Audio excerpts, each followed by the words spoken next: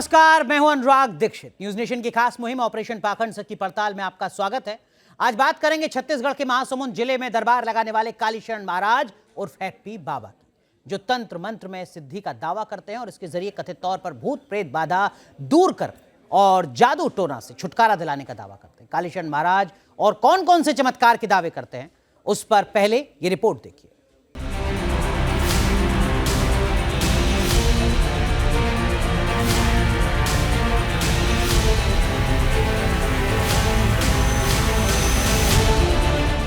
Operation पाखंड सच की पड़ताल के तहत हमें एक ऐसे बाबा के बारे में जानकारी मिली जो देवी कृपा से तंत्र मंत्र का इलाज करते हैं, ऊपरी शक्तियों का समाधान करते हैं। इसलिए हमारी टीम छत्तीसगढ़ के महासमुंद जिले के झलप छिलपावन गांव पहुंची। बाबा के दरबार में भक्तों की भीड़ लगी थी। तभी हमें नजर आया कि एक शख्स बाबा से अपनी समस्या बता रहा है। उसे व्यापार में नुकसान हो रहा था। समस्या सुनकर बाबा ने देवी माँ से अर्जी लगाई। ऐसा लगा जैसे बाबा देवी माँ से स्वयं बात कर रहे हों। 2005 से ये सेट नहीं हो पा रहा और अभी स्थिति ये आ गई है जगदम्बा की ये वहाँ पे जितनी इनकी प्रॉपर्टी है, ज़मीन है, ये सारी चीज़ें बेच करके वहाँ से दूसरी जगह पर शिफ्ट होना चाहते हैं। हे मातेश्वरी, कृपया इनके ऊपर अपनी कृपा दें, दया करें और दिखाइए कि माँ इनके बिजनेस में जो सफलता नहीं मिल पा रही है, ये एक सामान्य प्रक्रिया है या इस समय कहीं पर तंत्र मंत्र या कोई क्रिया या कोई अभिचार कर्म हुए हैं। देवी माँ से परेशानी बताने के बाद बाबा ने थोड़ी देर तक अपनी आंखें बंद की और फिर बाबा ने एक एक कर उस शख्स को परेशानी बतानी शुरू की। ऐसा लगा कि किसी ने आकर सारी परेशानी उन्हें बता दी हो। बाबा ने शख्स को बताया कि कोई तंत्र क्रिया कर उसके स्थान पर कुछ फेंक रहा था। क्या आपके बिजनेस जहाँ पे करते थे आप, होटल या घर, कहीं पे कोई अभिचार की क्रिया की गई कोई वस्तु मिली है? कभी नहीं मिली। समझ में ना, जैसे नींबू है या इस तरह की चावल, वही चीज़ मैं पूछ रहा हूँ। अभिचार की वस्तु, चाहे वो चावल हो, चाहे वो लौंग हो, चाहे वो नींबू हो, चाहे वो सिंदूर हो, चाहे वो बंधन हो, आपके स्थान पे फेंकी जाती थी, हाँ या ना? फेंकी जाती थी ना? हाँ। बाबा ने जो कुछ भी पूछा शख्स ने उसका जवाब दिया। हमें इस पर यकीन नहीं हुआ क्योंकि ऐसा संभव है कि बाबा हर किसी को ऐसी सलाह दें। इसके बाद एक बीमार महिला अपनी परेशानी लेकर बाबा के पास आई, लेकिन बाबा ने उसे साफ मना कर दिया कि उसके ऊपर कोई भी तांत्रिक क्रिया नहीं की गई है। ठीक है, यहाँ पे मातेश्वरी स्पष्ट बता रही हैं कि यहाँ पर कोई भी तंत्र मंत्र की क्रिया नहीं है। ठीक है, ये सामान्य है। हो सकता है आपके वजन की वजह से हो या अन्य जो कारण है वो तो मैं बता नहीं सकता, उसके लिए आप डॉक्टर से मिलिए। ठीक है, जो तंत्र का होगा वही ट्रीटमेंट बस मैं कर पाऊंगा। बाबा का पूरा नाम हैप्पी गंभीर है और वो पंजाबी परिवार से संबंध रखते हैं, लेकिन गुरु ने उन्हें काली पुत्र कालीशरण जी का नाम दिया। छत्तीसगढ़ के महासमुंद जिले के छलप छिलपावन गांव में पिछले 13 वर्षों से वो अपना दरबार लगा रहे हैं। बाबा का ये दरबार सिर्फ मंगलवार को दोपहर 12 बजे से रात 8 बजे तक लगता है। सप्ताह के बाकी 6 दिन बाबा अपना कारोबार देखते हैं। उनका कपड़े का कारोबार है। पैर हाथ बहुत ज़्यादा दर्द करते थे और मेरे ऊपर परेशानी बहुत ज़्यादा थी। डॉक्टर ही दिखाए, फिर भी ठीक नहीं हुआ। फिर हम लोग को पता चला कि यहाँ दिव्य दरबार लगता है करके, तो फिर हम लोग यहाँ आए। यहाँ आने से ना हमको बहुत ज़्यादा अच्छा लगा और जो शरीर में था वो कटाक्ष भी हुआ। ये हमारे बच्चा को दिखाने आए हैं। क्या हो गया बेटे को? इसको बार बार बुखार आते हैं, बार बार ऐसे चक्कर आते हैं और फिर पैर हाथ पैर दर्द देते हैं। तो आपने डॉक्टर से दिखाया? से दिखाया तो उसका रिपोर्ट में कुछ नहीं आया, इसीलिए माँ के दरबार में आया है। हर मंगलवार उनके दरबार में इलाज के लिए भक्तों की लंबी कतार लगती है। हैप्पी बाबा के दरबार में इलाज के लिए 3 मंगलवार को अर्जी लगानी आवश्यक है। अगर किसी के लिए दरबार में आना संभव न हो तो उसके लिए भी उपाय है, लेकिन हैप्पी बाबा से इलाज के लिए कम से कम एक बार दरबार में आना आवश्यक है। यहाँ पे इलाज जो होता है वो तंत्र से ग्रसित लोगों का ही होता है। बहुत सारे कंफ्यूज्ड लोग आते हैं यहाँ पे, ग्रसित लोग आते हैं। जैसे आप न्यूज़ चैनल मुहिम चला रहा है, मैं भी एक मुहिम चला रहा हूँ। गांव के उन लोगों को जो कम पढ़े लिखे लोग हैं, जो ये तंत्र मंत्र जैसे अंधविश्वास में फंसे हुए हैं, मेडिकेटेड प्रॉब्लम होने के बाद भी भभूति जैसे या वो झाड़ा वाड़ा जो भी होता है गांव के जो लोग करते हैं वो चीज़ें यहाँ नहीं होती हैं। आप देखे होंगे कोई मोर पंख लेकर के, कोई नीम की डाली लेकर के ऐसे पत्तों से जो झाड़ा लगाते हैं। अगर कोई विद्वेषण या मारण जैसी क्रिया से परेशान है तो बाबा अलग अलग क्रियाओं के माध्यम से कटाक्ष कर उन्हें ठीक कर देते हैं। हैप्पी बाबा का दावा है कि वो सिर्फ तंत्र क्रिया का ही समाधान करते हैं। वशीकरण, सम्मोहन, विद्वेषण, व्यापार का न चल पाना, शारीरिक कष्ट, भ्रमित होना, इन सब का इलाज हैप्पी बाबा के दरबार में है। इसके अलावा निसंतान और तेज दर्द वाले लोग भी यहाँ आते हैं। अगर आपको कोई मेडिकल प्रॉब्लम है तो बाबा के दरबार में उसका समाधान नहीं है। इसके लिए बाबा उन्हें अस्पताल जाने की सलाह देते हैं। लेकिन तंत्र क्रिया से अलग बाबा ने 2 वर्ष पहले पर्ची बनाने की विद्या भी सीखी और पर्ची का दरबार लगाना शुरू किया। लेकिन फिर कुछ महीनों के बाद पर्ची बनाना बंद कर दिया। सवाल है कि क्या सच में बाबा चमत्कारी हैं? क्या देवी माँ उनके कानों में सच में तांत्रिक क्रिया और उसका समाधान बताती हैं? अगर हाँ, तो क्या वो अपने दावों को न्यूज नेशन के मंच पर साबित कर पाएंगे? क्योंकि आज एक खास पैनल के सामने धर्म, तर्क और विज्ञान की कसौटी पर होगी उनके दावों की पड़ताल।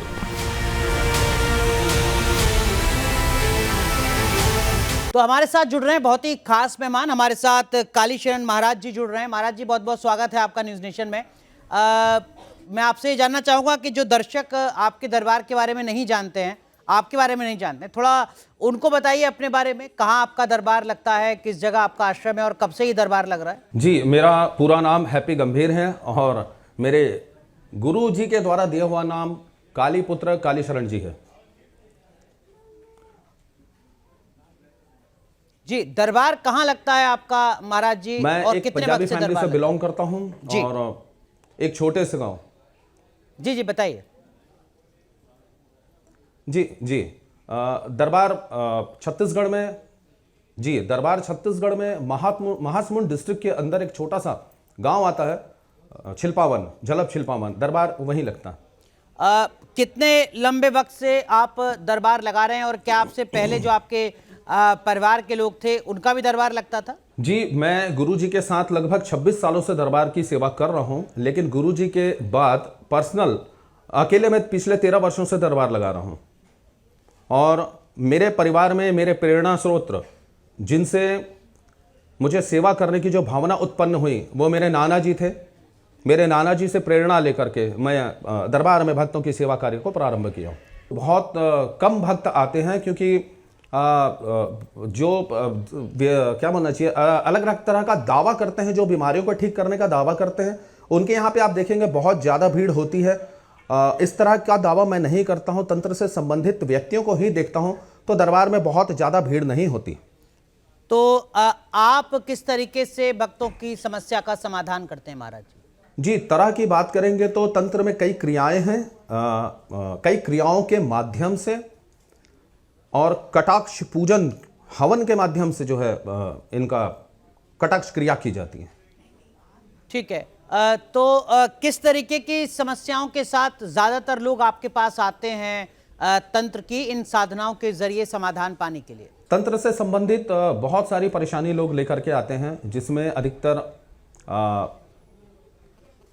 वशीकरण है, सम्मोहन है, विद्वेषण के अंतर्गत आते हैं, व्यापार का न चल पाना, शारीरिक कष्ट को लेके आते हैं। बहुत सारे भ्रमित लोग आते हैं, जो लोग मेडिकेटेड तकलीफ झेल रहे होते हैं। ऐसे लोग जब दरबार में आते हैं तो उन्हें मैं डॉक्टर के पास जाने की सलाह देता हूं और ये सारी चीज़ों को क्लियर कर देता हूं कि आप इस तंत्र का कोई भी आपको दोष नहीं है। ठीक है। बात समस्या की करें तो निसंतान वाले, शरीर में कहीं पर भी तेज दर्द वाले, काम कारोबार वाले और बहुत सारी तकलीफों को लेके आते हैं। ठीक है। तो जो शरीर में दर्द वाले आते हैं वो आपके दरबार में ठीक हो जाते हैं या उनको आप नहीं देखते, आप कहते हैं कि नहीं डॉक्टर के पास जाओ? नहीं, मैं पहले उन्हें चेक करता हूँ सारी चीज़ों को, उनसे पूछता हूँ कि आप डॉक्टर के पास गए थे, आपने क्या क्या टेस्ट करवाई हैं, सारी चीज़ों को डिटेल में जानने के बाद जब वो बताते हैं कि हाँ हमने टेस्ट किया है और हमारी सभी तरह की रिपोर्ट्स नॉर्मल हैं, तब मैं उनको चेक करता हूँ। अगर रिपोर्ट में कोई चीज़ पॉजिटिव है या ऐसी चीजें हैं जो डॉक्टर ही ठीक कर सकते हैं, तो वो ऐसे पेशेंट को मैं नहीं देखता हूं। तो मतलब इसको मैं ऐसे समझूं महाराज जी कि जिस मरीज को डॉक्टर ठीक नहीं कर पा रहे हैं, जिसकी रिपोर्ट सामान्य है फिर भी वो ठीक नहीं हो पा रहा है, वो आपके दरबार में पहुंचता है और मैं मानकर चलूं कि वो ठीक भी हो जाता है? अगर तंत्र की कोई क्रिया उनके ऊपर हुई है तो मान के चलिए। ठीक है। आप पर्चा भी निकालते हैं? ये हम तस्वीरें दिखा रहे हैं अपने दर्शकों को। जी नहीं, जी नहीं, जी नहीं, जी नहीं प्रभु। तो आप पर्चा नहीं बनाते हैं भक्तों का? ये पर्चा निकालने वाली जो बात आई है, जी जी प्रभु मैं बोलिए महाराज जी। देखिए, मैं नेशनल चैनल पर बैठा हूं और मैं जो भी बात बताऊंगा या जो भी बात करूंगा वो एकदम सच्चाई के साथ करूंगा, एकदम पूर्ण सच्चाई के साथ करूंगा। बात आ रही है पर्चा वाले बाबा की, या मैं पर्ची निकालता हूं या नहीं निकालता हूं, तो प्रभु मैं चाहूं तो एक लाइन में सिरे से इंकार कर सकता हूं कि मैं पर्चा नहीं निकालता, परंतु मैं इस बात से इंकार नहीं करूंगा। आज से 2 साल पहले मैंने पर्चा निकालने की विद्या को ग्रहण करने की कोशिश की और पर्चा बनाने की कोशिश की। लगभग 6 माह मैं पर्ची के माध्यम से दरबार लगाने का प्रयास किया था, परंतु मैं स्पेशलिस्ट पर्चा वाला बाबा नहीं हूं। तो जिसे मैंने पिछले 1.5 साल पहले ही छोड़ दिया था, बंद कर दिया था। तो क्यों छोड़ दिया? मतलब मजा नहीं आया, नतीजे बहुत अच्छे नहीं निकल पा रहे थे, उससे सीख नहीं पाए थे उस पूरी विद्या को, कहां कमी रह गई, क्यों छोड़ा आपने? जी मैं बोला कि मैं जो भी आपसे बातें करूंगा या जो भी बताऊंगा वो पूर्ण सच्चाई आपके सामने रखूंगा। 10 महाविद्याओं के अंतर्गत आने वाली 9वीं महाविद्या मां मातंगी से और उनके जो रूप निकलते हैं, जैसे राज मातंगी, सुमुखी मातंगी, कर्ण मातंगी, तो मैंने 108 दिनों तक मां कर्ण मातंगी की साधना की थी, जिससे मुझे कर्ण मातंगी की साधना में पूर्ण सिद्धि प्राप्त हो चुकी थी और मेरे कानों में मां कर्ण मातंगी की स्पष्ट आवाज सुनाई देती थी, जिसे मैंने सिर्फ ये बात सच होती है या नहीं होती इस पर रिसर्च करने के लिए किया था। आपने कहा कि ये जो पर्चे वाले स्पेशलिस्ट बाबा होते हैं, कान में स्पष्ट आवाज सुनाई दी, जिससे मैं, ठीक है, मतलब आपको पुष्टि हो गई, आप जो रिसर्च करना चाह रहे थे वो प्रमाणित हो गया, आपने फिर छोड़ दिया। लेकिन आपने भी कहा कि जो पर्चा निकालने वाले स्पेशलिस्ट बाबा हैं वैसा बाबा मैं नहीं हूं। ये पर्चा निकालने वाले स्पेशलिस्ट बाबा कौन है? देखिए, पहले तो मैं इससे मुझे पुष्टि नहीं हुई, अगर पुष्टि होती तो शायद मैं अभी पर्चा निकालता रहता। तो मैं आपके चैनल के माध्यम से लोगों को यही बताऊंगा कि जब से पर्चा वाले बाबाओं का चलन आया है, तब से गांव के बहुत सारे ऐसे युवक हैं जो इस विद्या को ग्रहण करना चाहते हैं और इसके चक्कर में वो उटपटांग साधनाएं कर रहे हैं, जिससे हो सकता है उन्हें किसी प्रकार की हानि हो जाए। तो मैं ऐसा नहीं चाहता कि किसी भक्त को किसी प्रकार की कोई हानि हो, और इसलिए मैंने ये साधना की। साधना करने के बाद मुझे सिद्धि प्राप्त हुई, लेकिन मुझे पूर्ण संतुष्टि इसलिए नहीं हुई क्योंकि जिस तरह से लोग बताते हैं कि कानों में आवाज आती है, आवाज आती तो जरूर थी, लेकिन वह आवाज क्लियर नहीं आती थी, जिसे मैंने बाद में जाकर के इस विद्या को मैंने विसर्जन कर दिया। तो वो युवा जो पर्ची वाले बाबा बनना चाहते हैं, महाराज जी की उनको क्या नसीहत है? पर्ची वाला बाबा बनना चाहिए, वो विद्या हासिल करनी चाहिए, ऐसा कुछ नहीं है, बिल्कुल नहीं करना चाहिए? जी नहीं, ऐसा बिल्कुल भी नहीं करना चाहिए। मेरी पर्सनल मेरी राय है कि यह एक है सिद्धि है, मैं नहीं बोलता कि सिद्धि नहीं है, यह सिद्धि है, लेकिन हर कोई इस सिद्धि को प्राप्त नहीं कर सकता।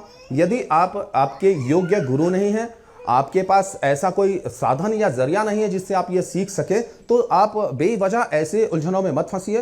हो सकता है सिद्धि के चक्कर में अगर आप कोई नकारात्मक ऊर्जा अगर आपके ऊपर हावी हो गई तो लेने के देने पड़ सकते हैं। अब मैं कहीं पढ़ रहा था जिसमें आपके बारे में बताया गया कि आपके दिव्य दरबार में 4 बार अर्जी लगाने के लिए आप लोगों को बुलाते हैं, बाद में हवन पूजन भी कराते हैं। ये 4 बार क्यों? पहली बार में ही समाधान क्यों नहीं? जी, 4 बार नहीं बुलाया जाता प्रभु, ये 3 बार बुलाया जाता है।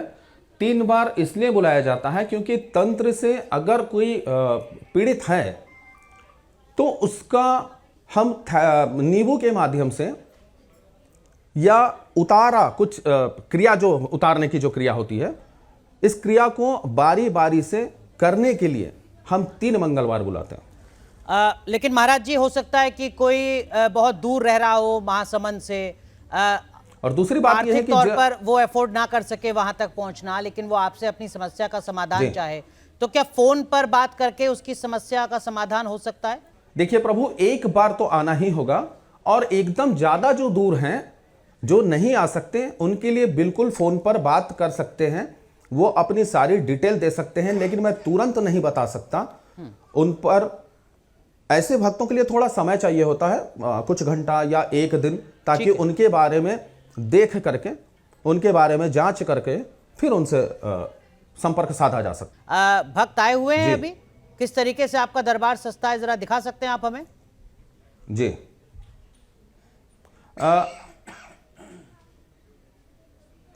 देखिए अभी भक्त आए हुए हैं, लेकिन हमारा जो क्षेत्र है ये छत्तीसगढ़ है, और छत्तीसगढ़ में धान की जो खेती है वो बहुत मात्रा में होती है, और यहाँ की जो मुख्य फसल है वो धान ही है। और ये जो समय चल रहा है प्रभु, ये धान की कटाई का समय है, और अभी जितने भी गांव के जो रहने वाले लोग हैं वो सारे लोग धान की कटाई के लिए अपने खेतों में इस वक्त पाए जाते हैं। तो और कोई पूरा भक्त गांव अभी जो है वो दरबार में सुनसान हो या जाता है। सन्नाटा तो पसरा हुआ? आज कोई दरबार नहीं? की जो संख्या वो बहुत ही कम है। कुछ लोग हैं, पूरा सन्नाटा नहीं तो पसरा है, उन्हें कुछ लोग बुला हैं। सकते हैं आप एक बार? मैं अपने वीडियो जर्नलिस्ट से भी कहूंगा कि वो अपने कैमरे को हैंडल कर लें, ताकि हम देख सकें कि किस तरीके से भक्त आते हैं, किस तरीके से आपका उनसे संवाद होता है, कैसे आप तंत्र मंत्र साधना के जरिए उनकी समस्या का समाधान कर सकें। बाहर आ जाइए, जितने भी भक्त यहाँ पर अभी मौजूद हैं बाहर आ जाइए। मेरे भक्त नहीं है प्रभु, सब जगदम्बा के भक्त हैं। महाराज जी, जितनी देर में भक्त आ रहे हैं, जब से आपने दरबार लगाना शुरू किया, आप कह रहे हैं कि मैं 13 साल से दरबार लगा रहा हूं, उससे पहले क्या करते थे आप? देखिए, पहले भी मैं व्यापार करता था और आज भी मैं व्यापार करता हूँ। इससे मेरा कोई गुजर बसर नहीं हो रहा है प्रभु, या इससे मैं कोई कमाई का जरिया नहीं है ये मेरे लिए। अच्छा। आज भी मैं कपड़े का व्यापार करता हूँ, आज भी मेरी शॉप है। अच्छा जी, ठीक है, कोई बात नहीं। आप अपने भक्तों को बुला लीजिए एक बार, वो बैठ जाएं, फिर हम दोबारा से आगे जो प्रक्रिया है उसको शुरू करते हैं। महाराज जी, आपने जो कुछ बताया है महाराज जी अपने बारे में, अपने दरबार के बारे में, और अब तक के अपने इस सफर के बारे में, उसको लेकर कुछ जिज्ञासाएं हमारे पैनलिस्ट के जहन में भी होंगी। हमारे साथ 3 खास मेहमान यहाँ मेरे साथ स्टूडियो में मौजूद हैं। मेरे साथ आचार्य राज मिश्रा जी हैं, आप हिंदू धर्मगुरु हैं। हमारे साथ यति चेतनानंद जी हैं, आप भी हिंदू धर्मगुरु हैं। और मेरे साथ डॉक्टर कपिल कक्कड़ हैं, आप देश के जाने माने साइकोलॉजिस्ट हैं। आप तीनों का बहुत बहुत स्वागत है। सबसे पहले आचार्य राज मिश्रा जी, आपने सुना महाराज जी को, आपका पहला रिएक्शन? सबसे पहले मैं महाराज जी से जानना चाहूंगा, मतलब ये क्या करते हैं, आप करते क्या है, वो थोड़ा सा मुझे जानना था आपसे। कहाँ से क्या विद्या ग्रहण की, क्या आपकी नॉलेज रही, कहाँ से आपने साधना किया? जी क्योंकि भक्ति का जो एक रास्ता है वो विरासत में नहीं मिलता है, ये आप जानते हैं, है नहीं है? विरासत में भक्ति नहीं मिल सकती, सिर्फ राजनीति या राजगद्दी मिल सकती है। तो ये जो कुछ आपको मिला, जो शक्तियां आपने अर्जित की, जिसके माध्यम से आप किसी का इलाज करते हैं, तो वो शक्तियां कहां से प्राप्त हो पाई, मुझे वो जानना था। क्या किया आपने आज तक, किस वेद का अध्ययन किया, किस साधना को किया, थोड़ा सा मुझे प्लीज उसके बारे में बताइए। फिर मैं आपसे जो मेरे प्रश्न हैं, जो जिज्ञासा है, उसको पूछता हूं। ये हमारे प्रोग्राम का उद्देश्य है कि सही व्यक्ति को बाहर निकाल कर लाया जाए, और जो व्यक्ति भी पाखंड कर रहे हैं उनको एक्सपोज किया जाए। सबसे पहले आपके चरणों में मेरा प्रणाम जय है। श्री राम, धन्यवाद। और दूसरी बात ये प्रभु कि ये जो कार्यक्रम आपका चल रहा है, ये मुझे बहुत पसंद है, और मैं लगातार इस कार्यक्रम को देखता हूं। डायरेक्टली भी समय टीवी के पास भी कम होता है, उसी पर आते हैं, पॉइंट पर ही आते हैं। दादा डायरेक्ट आ जाइए। कटाक्ष शब्द जो है वो क्या है? कटाक्ष शब्द मीनिंग क्या है?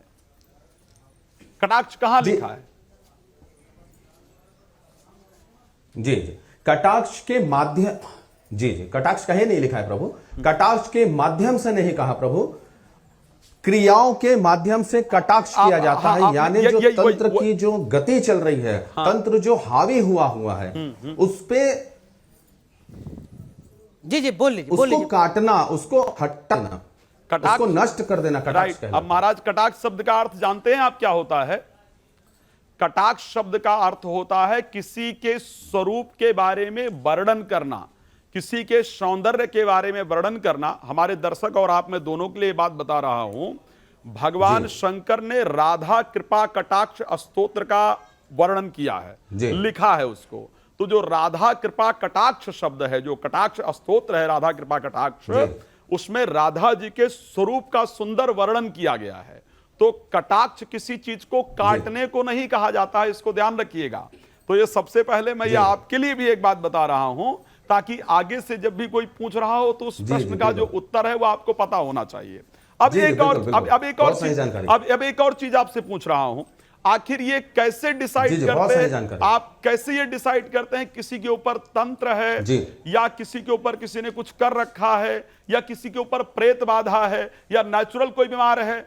विदाउट नॉलेज के शास्त्र बड़ा जी। स्पष्ट कहता है, भाई पहले मुझे पता होना चाहिए ना जी। कि रोग है क्या, तब तो मैं उसको निवारण करूंगा, बट मैं उस रोग को क्लेरिफाई कैसे करूंगा? तो आप कैसे जी। क्लेरिफाई करते हैं? आपका मुझे जो मैं जहां तक अभी तक जी, जी, समझ बिल्कुल, पाया हूं, बिल्कुल। जहां तक आपको मैं समझ पाया हूं, आई थिंक एस्ट्रोलॉजिकल कोई अध्ययन नहीं है।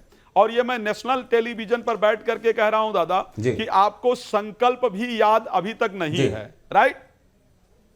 संकल्प भी अगर कहा जाए तो जो वेद में संकल्प है किसी भी पूजन जी, के लिए, जी। किसी क्या- भी क्या साधना, संकल्प बोले प्रभु? मैंने कहा वेद में ये जी। नियम है, किसी भी साधना के लिए सबसे पहले संकल्प लेना आवश्यक है। हमारे शास्त्र जी। में ये वर्णन है या नहीं जी। है ना? जी, लेकिन दादा जो मैं अभी तक आपके बिल्कुल, बिल्कुल, मुखारविंद को देख करके और आपके जी, शब्दों को जी। देखकर समझ पाया हूं, आपको संकल्प नहीं आता है। जी, सबसे पहले मैं ये क्लियर कर दूं प्रभु कि जो भी देखिए, मैं तो वेद का ज्ञाता नहीं हूं। अगर शास्त्र का ज्ञान नहीं है, अगर ब्राह्मण कुल से जन्म लिया होता या नहीं भी लिया होता, अगर वेदों का अध्ययन किया होता, शास्त्रों का अध्ययन किया होता, तो शास्त्री कहलाता।